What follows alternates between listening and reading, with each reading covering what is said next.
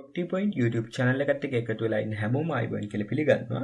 ඉතින් අදම මගේ YouTube channel එකට කවුරු හරි එකතු වෙලා ඉන්නවා නම් subscribe button එකයි bell icon එකයි click කරන්න. එතකොට මම දාන videos කියන්නේ update එකක් ඉක්මනටම ඔයාගේ ළඟට ගෙන්න ගන්න පුළුවන්. ඉතින් මේ වෙද්දි මම arduino සම්බන්ධ ගොඩක් videos කතා කරා. ඒ ගොඩක් videos වලදී කතා කරේ arduino coding සම්බන්ධව theory කොටස්. ඉතින් code කරන්න අවශ්‍ය මූලික දැනුම මේ videos වලදී ලබා දුන්නා. ඉතින් ඒ දේවල් අපි ඇප්ලිකේෂන් එකකදී යූස් කරගන්න විදිහ මේ වීඩියෝ එකේ කතා කරනවා. ඒ කියන්නේ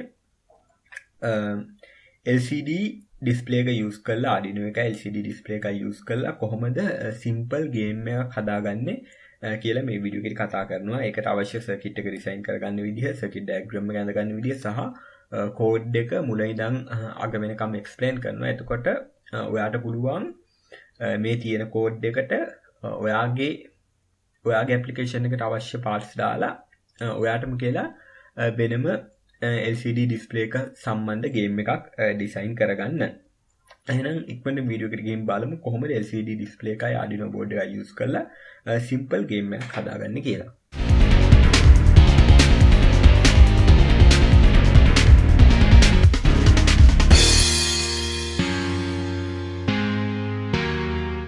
මුලින්ම මේ ගේම් එක වැඩ කරන්නේ කොහොමද කියලා මම එක්ස්ප්ලেইন කරන්නම්. මේක පටන් ගත්ත ගමන්ම jump game by property point කියලා වැටෙනවා. ඊට පස්සේ created on කියලා date එකක් වැටෙනවා. create කරපු date එක. ඊට පස්සේ press start කියලා වැටෙනවා. ඊට පස්සේ අපි කරන්න ඕනේ start button එක press කරන එක. එතකොට game එක පටන් ගන්නවා. මේකෙදි වම් පැත්තේ මිනිහෙක් ඉන්නවා. දකුණු පැත්තේ නම් මිනිහෙක් දුවන් එනවා. මේ දකුණු පැත්තෙන් දුවන් එන මිනිහා වම් පැත්තේ මිනිහාගේ වැඩෙන්න කලින් අපි වම් පැත්තේ මිනිහව ජම්ප් කරන්න ඕනේ. එහෙම ජම්ප් කරන්න පුළුවන් මේ පුෂ් බටන් එක ප්‍රෙස් කරලා. එහෙම වදින්න නැති වෙන්න ජම්ප් කරගත්තොත් අපිට ස්කෝර් එකක් ඇඩ් වෙනවා. වැදුනොත් අවුට් වෙනවා. ඊට පස්සේ ඒ ස්කෝර් එක අනුව good, great ඒ වගේ මොකක් හරි එකක් ඩිස්ප්ලේ වෙන. ඒ විදිහට තමයි මේ ගේම් එක වැඩ කරන්නේ. ඊට පස්සේ ආපහු රීස්ටාර්ට් වෙනවා. ඉතින් ඊළඟට අපි බලමු කොහොමද මේකට අදාළව circuit diagram එක සහ program එක ගහගන්නේ කියලා.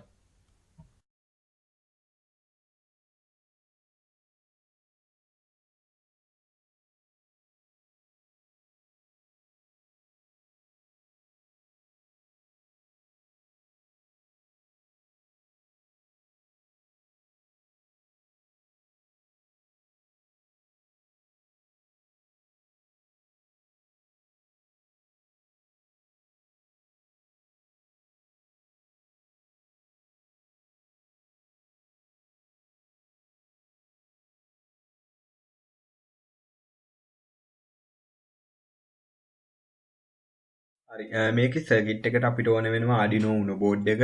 එහෙම නැත්නම් Arduino Mega board එක මොකක් හරි Arduino board එක. ඊට පස්සේ LCD display එක මම use කරේ 16x2 I2C chip එක සම්බන්ධ කරලා තියෙන LCD display එක. ඔයාලට ඕන නම් වෙන LCD display එකක් උනත් use කරගන්න පුළුවන්. code එක පොඩ්ඩක් වෙනස් වෙයි. ඊට අමතරව push buttons දෙකක් ගත්තා. එක push button එකක් game එක start කරන්න සහ play කරන්න. අනිත් push button එක game එක restart කරගන්න. ඊට අමතරව 1k හරි 10k හරි resistor එකක් ඕන සහ jumper wire කිහිපයක් ඕන. ඊට පස්සේ මෙන්න මේ circuit diagram එකේ විදිහට ඔයගොල්ලෝ connections ටික හදා ගන්න ඕන. Arduino board එකේ 5 volt එක LCD එකේ 5 volt එකටත් ground එක Arduino board එකේ ground එකටත් connect වෙන්න ඕන. ඊට පස්සේ LCD එකේ තියෙන SDA කියන එක connect වෙන්න ඕන Arduino Uno board එකේ නම් A4 pin එකට. S clock එක SCL කියන එක Arduino Uno board එකේ A5 එකට connect වෙන්න ඕන.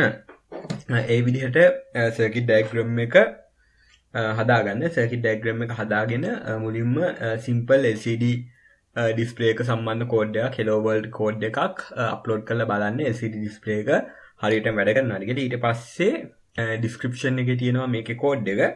එන්නේ code එක Arduino board එකට upload කරලා බලන්න code එක වැඩ කරනවාද කියලා. ඊට පස්සේ code එක ටිකක් බලලා game එක play කරලා ඊට පස්සේ මෙන්න මේ code එකට එන්න code එක මම මුලින් නම් අග වෙනකන් explain කරන්නම්. ඔයා මේ code එක ඉගෙන ගන්න කලින් ඔයාට idea එකක් තියෙන්න ඕනේ arrays සම්බන්ධව සහ functions සම්බන්ධව. විශේෂයෙන්ම මේකේදී ගොඩක්ම functions type work කිහිපයක්ම මේ කෝඩ් එක යූස් කරන එක හින්දා ෆන්ක්ෂන්ස් ගැන හොඳ අයිඩියා එකක් තියෙන්න ඕන. මම ෆන්ක්ෂන්ස් ගැන සම්පූර්ණයෙන්ම කවර් වෙන්න වීඩියෝස් 4ක් කරලා තියෙන්නේ. වීඩියෝ එකට යටින් ඩිස්ක්‍රිප්ෂන් එකේ ඒ වගේ ලින්ක් ඇති. ඔයාලට ෆන්ක්ෂන්ස් ගැන ලොකු අයිඩියා එකක් නැත්නම් මුලින්ම ඒ වීඩියෝස් 4ම බලලා ඉන්න. හරි.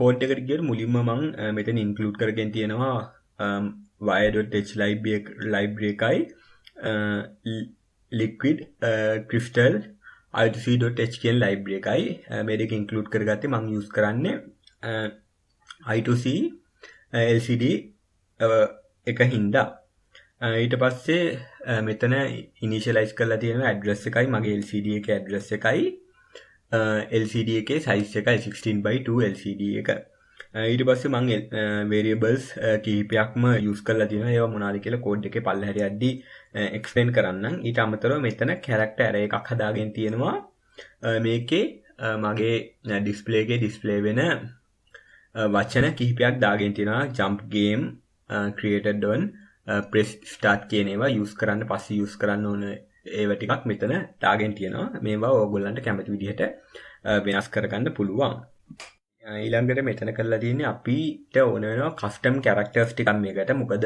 මිනි ජම්ප් කරන මිනිහෙක් ඉන්නවා දුවන් එන මිනිහෙක් ඉන්නවා ඊට අමතරව ස්ලයිඩ් වෙන මිනිහෙක් ඉන්නවා ඒ ටික ඩිස්ප්ලේ කරන්න කස්ටම් කැරක්ටර්ස් ටිකක් ඕනේ ඒ කස්ටම් කැරක්ටර්ස් වලට අදාළ පික්සල් ටික තමයි මේ බයිට් කියන arrays වල දාගෙන තියෙන්නේ මේක හදාගන්න හරිම ලේසි මොකද LCD ඩිස්ප්ලේ එක ගත්තට පස්සේ ඒකේ තියෙන්නේ